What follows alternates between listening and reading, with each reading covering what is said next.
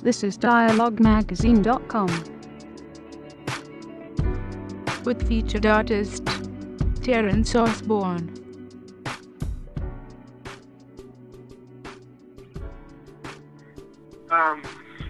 Well, I first started out drawing because I used to watch my mom and my oldest brother draw. That made me want to. And so later on, I met in middle school. Or rather in high school, I met a guy by the name of Richard Thomas. He's a local artist here in New Orleans. A friend of mine. We were at an art school. It's a pre-college art school called NOCA, New Orleans Center for Creative Arts. It's NOCCA. And that's while I was at that pre-college art school, a friend of mine brought me to Richard Thomas's gallery, because before that I'd never met a professional practicing artist. So I saw that this guy was in the paper. You know, he had news clippings. You know, he had done some major. He got some national recognition, and I was totally fascinated by that. So I thought, that's what I want. I want to be in the paper. You know, I want some national recognition, and so that continued my drive to do artwork.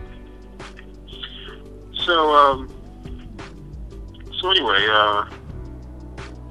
I went to Xavier University and majored in artwork, in fine art rather, and from that point on, selling my work. I was selling my work. I started selling my work in high school in 11th grade. And that's when I first sold my first piece for $55, and so from that point on, it was I concentrated all my energy on producing and selling.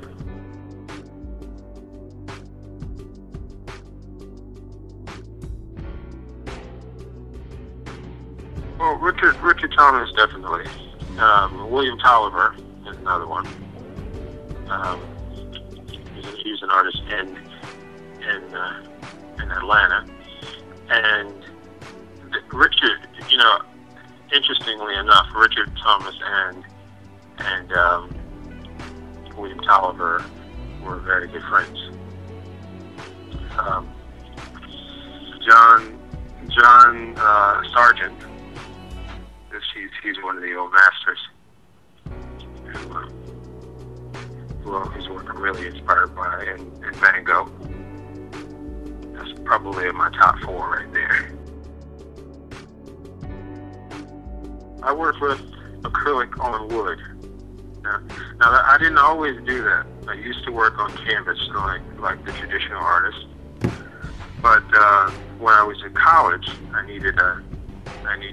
canvas was really expensive, canvas and paint, and I liked working with the top brand, the best paint, best canvas. So I started looking around, and I realized that working on wood was a heck of a lot cheaper, probably by like 75% cheaper than canvas.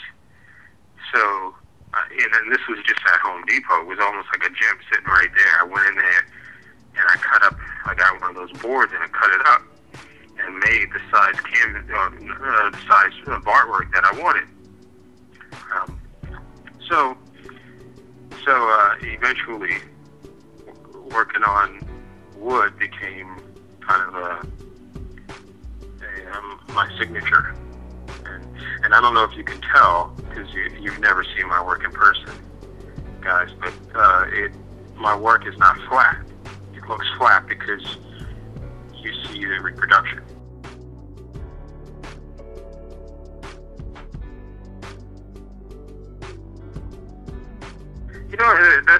That's interesting, because probably for the last maybe 5 years, I've gotten that.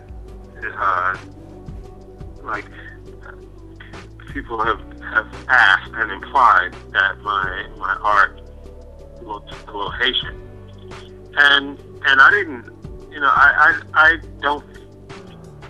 Initially, I didn't think I had any Haitian influence, but being so close to Haiti, way snugged in the South down here,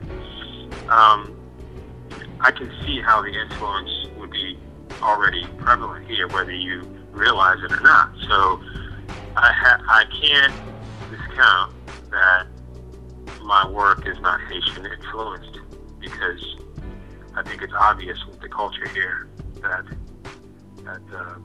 it's been affected by Haitian art, especially with the color. So, which brings us to color for me. Color, I consider myself a colorist, because when I paint, I'm painting to affect you emotionally with color.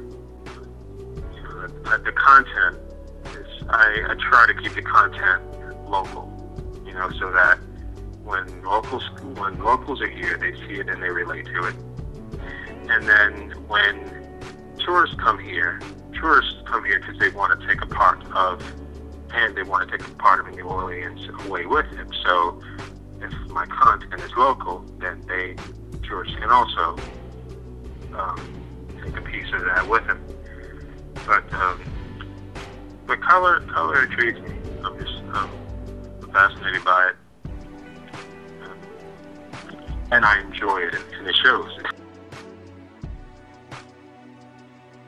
In this piece, I wanted to capture the moment where everybody is with the oil spill, or at that time when it was toward the end of it. Everybody was wondering, when am I going to go out there and go fishing? All the locals, when are we going to get back out there? Our favorite spots, and it was this delay. So I basically painted the delay. This guy stands up, takes his hat off, and he is in awe at what he sees, and he can't go fishing. So it's, that painting sums that up for me.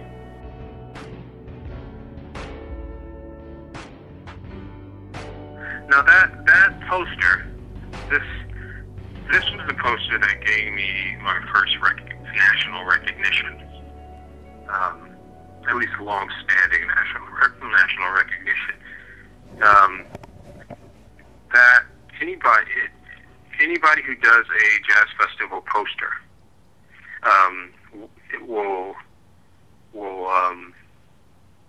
their career will pretty much change.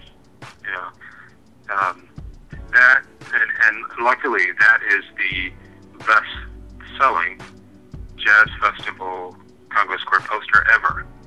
And there are two posters. This one's called the Jazz Festival Congo Square poster, and their other one is just called the Jazz Festival poster.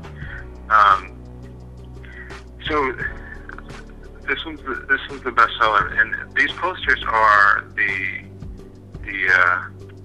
highest grossing festival posters in the world. So to get it is a real honor, and then to have a best-selling one is just, you can't put it into words,